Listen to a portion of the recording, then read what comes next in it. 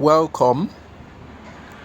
If you're new, please subscribe. I want to show you guys the new project going on in Anambra State, in Oka, precisely. So here is Ekweme Road. Ekweme Road, those that are familiar with this road. This is Ekweme. So this road now leads to the new government house that a current governor of Anambra State, Governor Gov Soludo, is building. So the new government house is not far from here. So this very area is now the new trade-arm zone. Remember the former governor of Anambra State, Governor Willie Obiano, then was proposing trade-arm zone at his, that's Aguoka, but the current governor thought it twice, since here host of many government agencies like federal, state secretariats, state high courts, federal high courts, and other ministries. Since they are around here, instead of going to that new zone, start wasting money building another new arm zone. So here is best for it. So I want to show you all the current project going on now.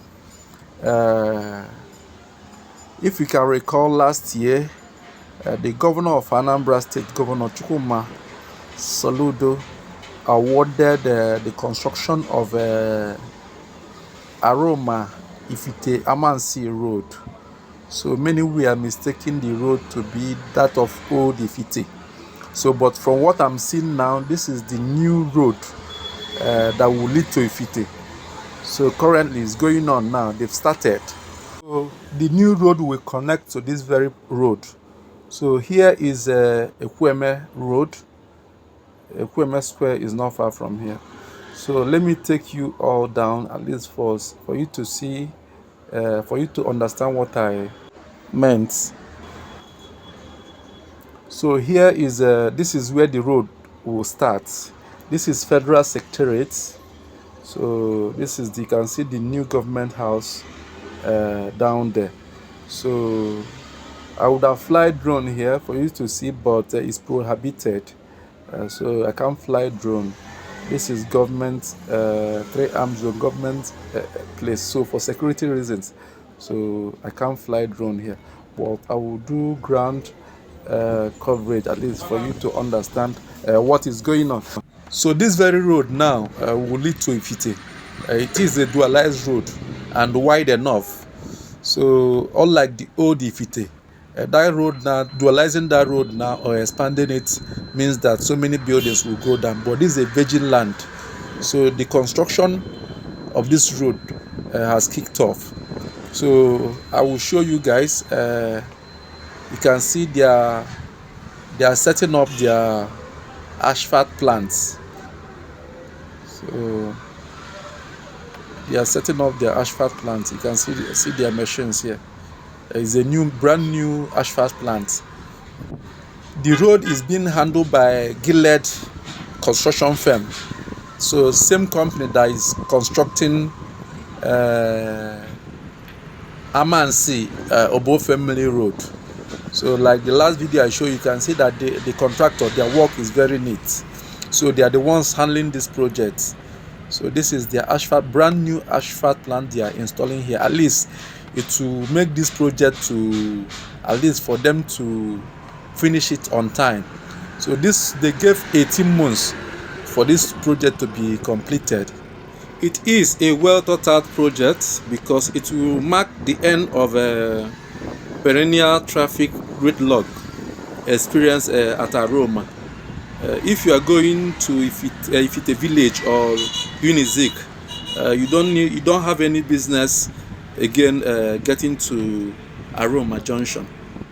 So be patient with me. Let me show you all the work going on. So they've started constructing drainage on both sides of the road. Like I told you, this very road is wide. It's wide enough to be dualized to Ifite. It is a virgin road, so not much obstruction here, unlike the old Ifite. So the government house, I know many have been asking me to get the area coverage of a government house. So I want to tell you that for now it is not possible. So for security reasons. So you can see from what I'm seeing now, it seems that the drainage will be covered.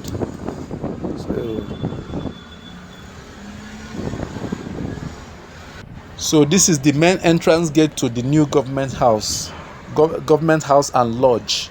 So this is the first time Anambra State is having a befitting government house. It was a well thought out project of Governor Gov Soludo. So you can see the drainage they are doing here. Like I said, they've started constructing drainage on both sides of the road. So they've started constructing both side drainage on both sides. The road is wide enough. It's wide and it will be dualized. So relax and patiently watch the rest of the video, at least for you to see what is going on here. I have to trek all through, at least for me to be able to give you clear reports on what is going on. So thank God that GLED, that they are the ones handling this project. From what I saw on the project they did at Amansea, it was solid and very neat projects. So relax and enjoy the rest of the video. And please, if you're new, please kindly subscribe to my channel for more interesting updates happening in Anambra State. Thanks and remain blessed. Nasuru megwu aso donoma ekweru mekwe na nke mmerụ ngụpụta kacha ụtọ ya bụgwu siri ike rinne n'ọbụzi nka ka iji arị ya mbekwu garụ marubido asị na ọhara kata ka ọ na-agazi nwanne na onye ụwa enwe enyi ọma o onye amụma datire na anamụle ịma anya na nkụta ọbịa bụ nwanne na anụ ufe bụ udene ka ọ na-azakwu mana jara wankenu ụzụ afọ igbu udene na ọbụkwa nto ịma na ịda mbaba ịnaghachi azụ ọganiru arọ maka onye nkoropu obi onye garabada bụ onye zuwa abụọ ezumezu egwu arụrụ arụ eme nchukwa kama na o ji ọnụ egwu ọdịsa na-akpachaghị ebe ọ gafere ọdụdụ oke ọ fụrụ dịka nkala ife ọkala odogwu onye ume ngwapụta ọgụgọ mkpụrụ aka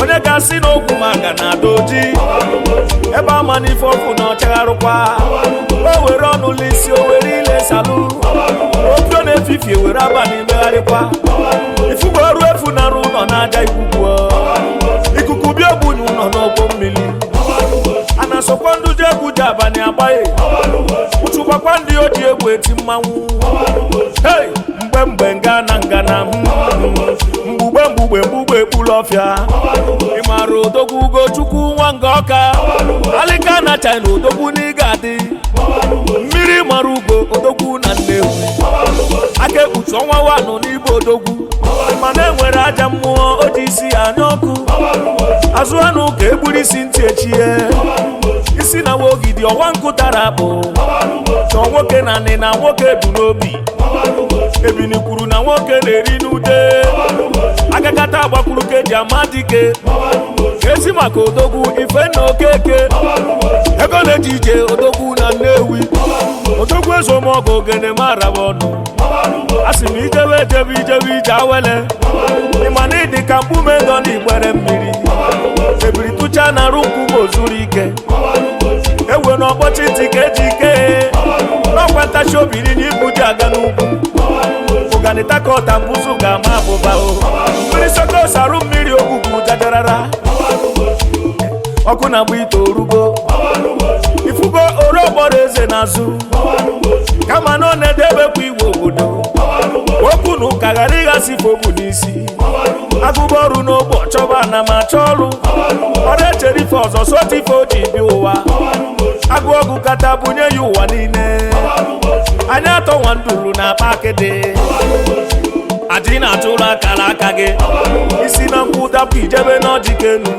isi webi na ọgbakọrọcha gị bụ agụ ya ekwu ya o na ya bụ ozu ya na ya were naba na ya ghọtọ na edo n'enu eyi etiri ife na dugara adụta ife ebe ịma na ara egwu afọ ime aka asị na-egbokata ide na ọkwapụ mgbe oluwa ka nkene ebe odogwu emerike ike ji ọfọ etaiti oyila ngasị odogwu na Nnewi n'ibu odogwu isi na-egbu ogidi onume ekene ka bịachara iro nọ ya bara anyị bịachara ya iro ebe isi bi ụwa dị elu si egbochi na nwa ebini na ọsọ ka o ji arị si ekwe na ome nka bụrụ arịrị n'aba mmụọ ihe dị iche dị n'iru enwe n'ọnọgo atụdara onu n'ọkwa na anakụgharị ya ọkụkọ oji ga-eyikwa n'akwa ọcha anụ ọfịa ya abụ anụ nọ n'oluo negodi akwa ọkụkọ dọ na nkịta ama nke bụ oke na nwunye o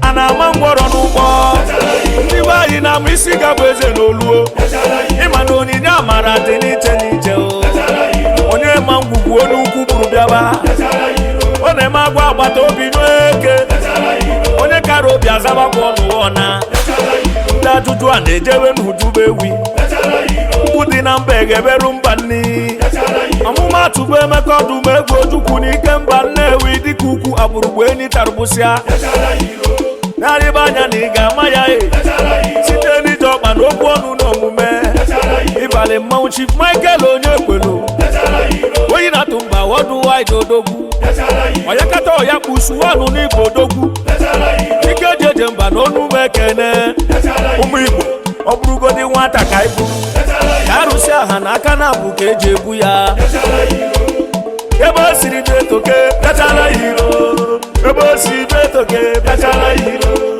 ebe o si dị etoke bịachala ya iro ebe o si dị etoke bịachala ya iro enyi ọma o onye amụma dadire na anamụle ịma anya na nkụta ọfịa bụ nwanne na anụ ufe bụ udene ka ọ na-azakwu mana ajara wankenu ụzụ afọ ibu udene na ọbụkọ nto ịma na ịda mbabụ ịnaghachi azụ ọganiru arọ maka onye nkoropu obi onye garabada bụ onye zuwa abụọ ezumezu egwu arụrụ arụ eme nchukwa kama na o ji ọnụ egwu ọdịsa akpachaghị egbe ọ gafere ọdụdụ oke ọ fụrụ dịka nkala ife ọkala odogwu onye ume ngwapụta ọkụkọ mkpụrụ aka onye ga-asị na ogwu maga na ada oji ebe ama n'ife ọkụ na ọchagharụkwa o were ọnụ lisi o were ile salụ opio na-efifie were abalị megharịkwa ifugo ọrụ efu na arụ ụlọ na-aja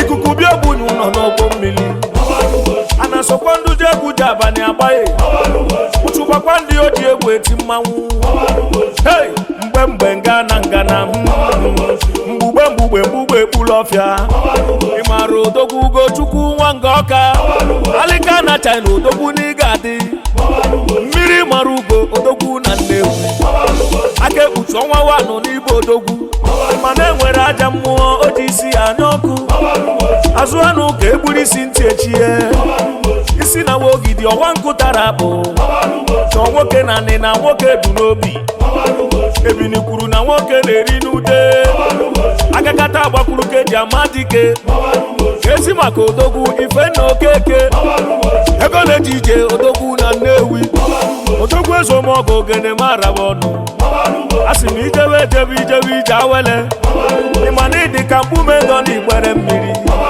ebiri tụcha na arụ nkwụ ozuru ike ewe na ọkpọchi ntị ka eji ike n'ọkwa ntachi obiri na ibu ji aga n'ugwu ụganịta ka ọta mbụzụ ga-ama abụba mmiri sokos arụ mmiri ogwugwu jajarara ọkụ na-agba ite orugo ifugo orogboro eze n'azụ kama na ọ na-edebekwa igwe obodo okwu na ụka ghara ịghasị fogu n'isi agụba ọrụ n'ogbo chọba na ma chọọ ọrụ ọrụ echere ife ọzọ sota ife o ji bi ụwa agụ ọgụ kata bunye ya ụwa niile anyị atọ nwa nduru na akpa akịdị adị na-atụrụ akara aka gị isi na nkwụ na-apụ ijebe n'ọdikenu isi nwebi na ọgbakọrọcha gị bụ abụ ya ekwu ya o na ya bụ ozu ya na ya were naba na ya ghọtọ na edo n'enu eyi ya tiri ife na dugara adụta ife ebe ịma na ara egwu afọ ime aka